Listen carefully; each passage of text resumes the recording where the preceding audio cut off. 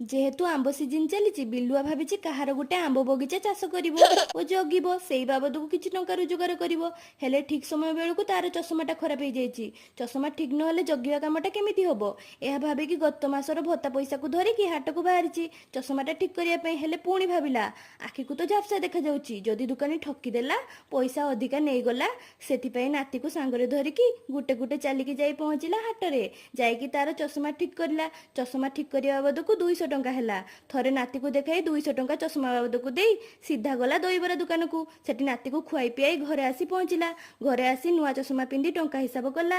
ଚଷମା ବାବଦକୁ 200 ଟଙ୍କା, ଦହିବରା ଗୁଲୁଗୁଲା ବାବଦକୁ 50, ଆଉ 250 ଟଙ୍କା ଗଲା କୁଆଡେ। ତାପରେ ବିଲୁଆ ବସି ଭାବି ଭାବିକି ବୁଝିପାରିଲା ଯେ ଆରେ ହେଇରେ, ଦୋକାନୀ ନ ଠକେଇବ ବୋଲି ନାତି ଟୋକାଟାକୁ ନେଇଗଲି।